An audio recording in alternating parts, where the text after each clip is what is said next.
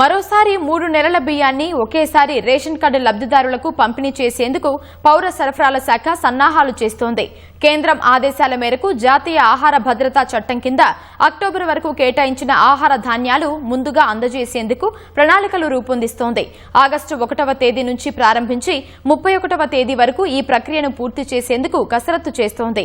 మరోవైపు ఒకే నెలలో 3 మాసాల కోటా పంపిణీ చేయాలంటే తాము తీవ్ర ఒత్తిళ్లు, సాంకేతిక సమస్యలు ఎదుర్కోవాల్సి వస్తుందని రేషన్ డీలర్లు ఆందోళన చెందుతున్నారు.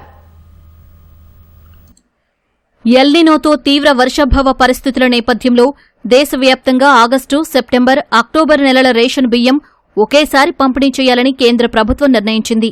పశ్చిమాసియా యుద్దం నేపథ్యంలో ఏప్రిల్, మే, జూన్ మాసాలకు సంబంధించిన రేషన్ బియ్యం లబ్ధిదారులకు ఒకేసారి, తాజాగా సూపర్ ఎల్నినో ద్వారా ఉత్పన్నమైన తీవ్ర వర్షాభావం, ప్రతికూల వాతావరణ పరిస్థితులు, గోదాముల్లో పేరుకుపోయిన నిల్వల వంటి సవాళ్ల నేపథ్యంలో ఒకేసారి 3 నెలల కోటా ఇవ్వాలని కేంద్ర సర్కార్ నిర్ణయించింది. రాష్ట్రంలో ఉన్న 1 కోటికి పైగా రేషన్ కార్డుల ద్వారా 3,42 లక్షల మంది లబ్ధిదారులకు 2,15,000 మెట్రిక్ టన్నులకు పైగా బియ్యం పంపిణీ చేయనున్నారు.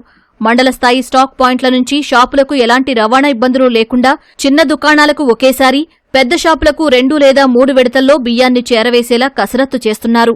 మరోవైపు 3 నెలల రేషన్ బియ్యాన్ని ఒకేసారి విడుదల చేస్తూ ఉండటంతో తమకు శ్రమ, ఒత్తిడి, కూలీల కొరత అధికమవుతుందని డీలర్లు ఆందోళన వ్యక్తం చేస్తున్నారు. ప్రభుత్వం అనేది 3 నెలల రేషన్ ఇవ్వడం అనేది చాలా ఇబ్బందికరమైన విషయం. ఇప్పుడు వర్షాకాలం ఉంది, షట్టర్లు చిన్నగా ఉన్నాయి. వర్షాలలో పబ్లిక్ బయట నిలబడాలన్నా నానిపోతారు, వాళ్ళకు కూడా ఇబ్బంది ఉంది.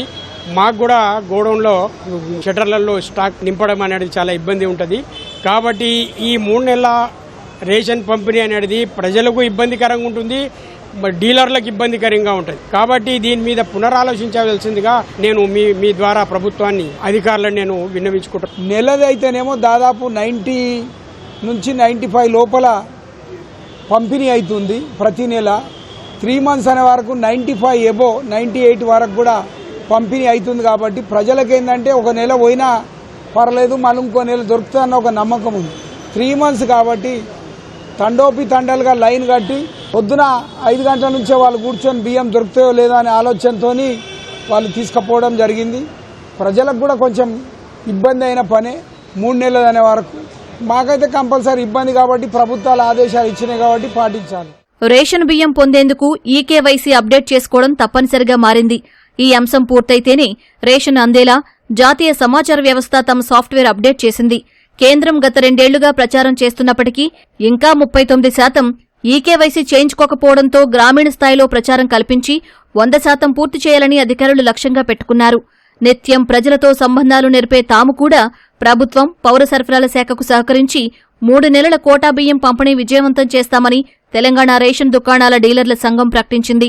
ఆగస్టు నెలలో 3 నెలల మూవ్మెంట్ అనేది కేంద్ర ప్రభుత్వము ఇవ్వాలని చెప్పేసి ఆదేశాలు ఇచ్చింది. దానికి అనుగుణంగా కమిషనర్ గారు కూడా ఆగస్టు నెలలో ఆగస్టు, సెప్టెంబర్, అక్టోబర్కు సంబంధించిన 3 నెలల రేషన్ బియ్యాన్ని సక్రమంగా టైంకు అందజేసేటట్టుగా మీ అమలుల సపోర్ట్ కూడా కావాలని చెప్పి కమిషనర్ గారు ఇక్కడ ఆహ్వానించి మాకు వివరంగా చెప్పడం జరిగింది.